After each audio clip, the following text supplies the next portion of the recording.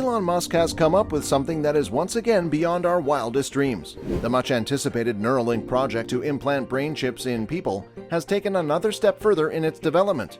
Implants that Musk says could allow paralyzed people to walk was already tested on the macaque and a pig.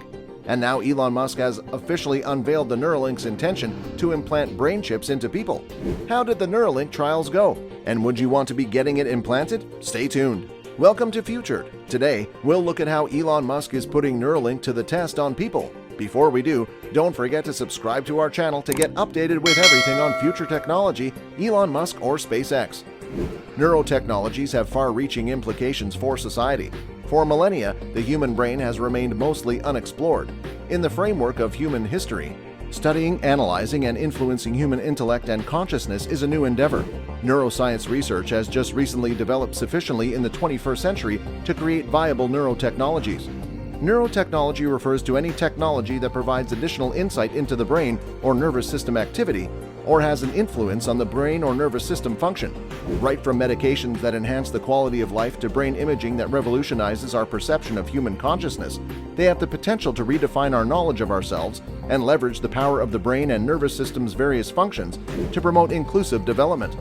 Neurotechnology can only be utilized for research purposes, such as employing experimental brain imaging to understand mental illness or sleeping patterns. In real-world applications such as therapeutic or rehabilitative settings, it may also be used to modify the brain or nervous system. The use of neural interfaces to read and comprehend data into the central nervous system, peripheral nervous system, or autonomic nervous system is referred to as neurotechnology. This may be done in several different methods, both invasive and non-invasive.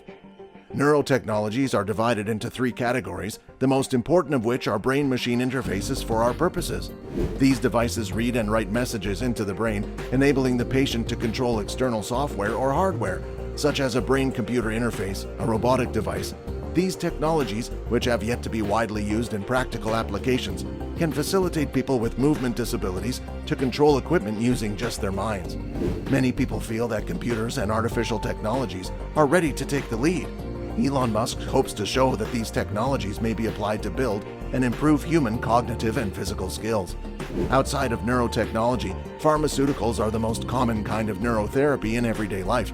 They influence brain chemistry by changing chemicals and hormones inside the brain when the individual's brain does not produce normal levels of these substances on its own. Neuralink was founded in 2016 by Elon Musk, Max HODAK, Ben RAPOPORT, and DONGJIN, among others. Neuralink said in April 2017 that its short-term aim was to create devices to treat severe brain disorders with a long-term goal of human enhancement, sometimes known as transhumanism.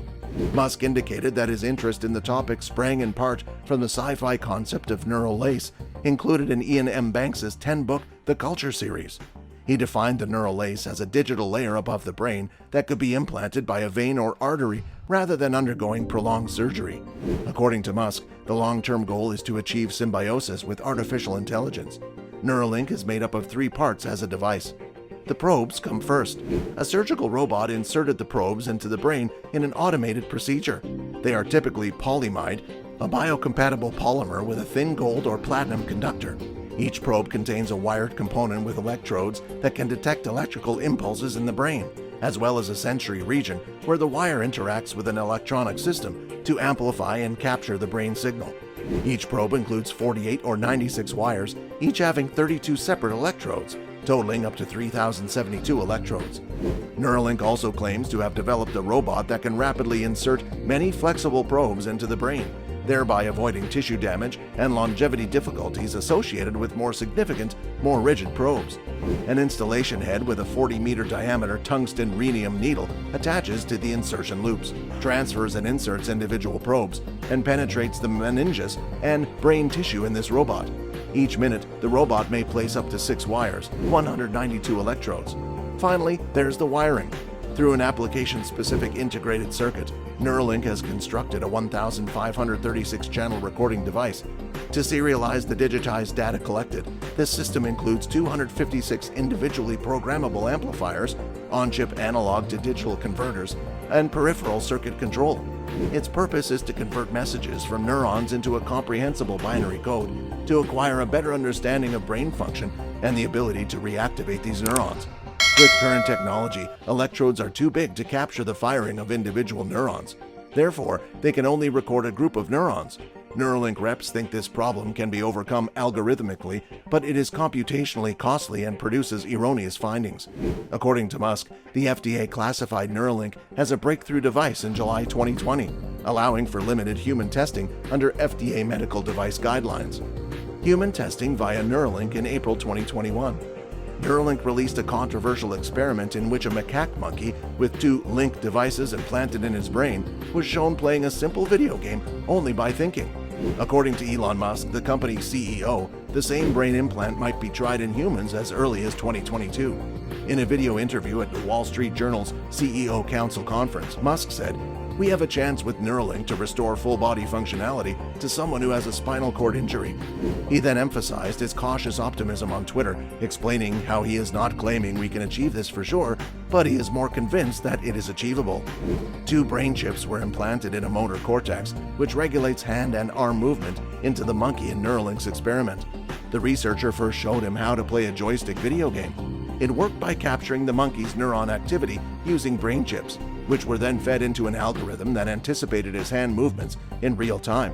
He soon figured out how to play the game without using the joystick.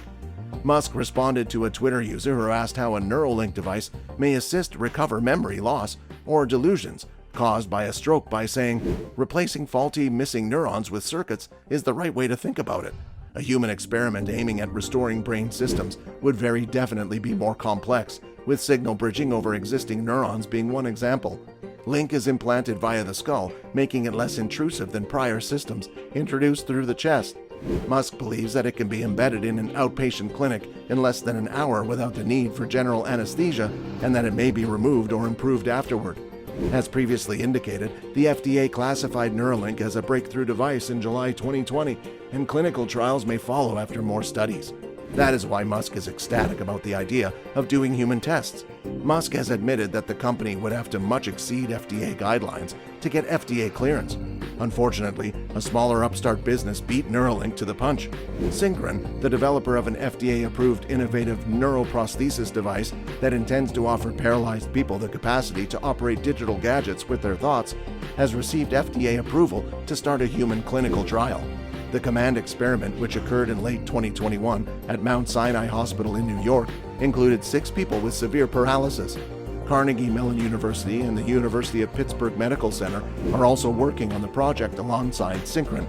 Synchron wants to see whether its Stentrode technology could safely and effectively control digital devices using brain impulses while increasing functional independence. They believe that the results of this research would pave the way for regulatory clearance. According to the manufacturer, the Stentrode device is implanted into the brain's motor cortex through the jugular vein in a 2-hour minimally invasive procedure. Once planted, it translates brain activity into a standardized digital language, enabling users to utilize external devices to conduct activities like texting, emailing, internet shopping, and telemedicine. Although it looks similar to Neuralink, the method is much less invasive. Other brain-computer interfaces under development include drilling into the skull and implanting needle electrodes directly into brain tissue. Such an invasive treatment, according to Synchron, may create long-term brain inflammation, making human studies challenging. In independent clinical research, Synchron's implant has already been put in 4 human patients in Australia. According to research issued by the company, 2 patients were able to operate devices to text and type. A survey revealed that they finally used home technology to send text messages, make online purchases, and manage their money. On the other hand, Neuralink still has a lot of work ahead of it. So, what are your thoughts on Neuralink? Would you want to be getting it implanted? Let us know in the comment section below. That's all for now. Don't forget to subscribe to our channel to get updated with everything on future technology, Elon Musk, or SpaceX. Thank you for watching.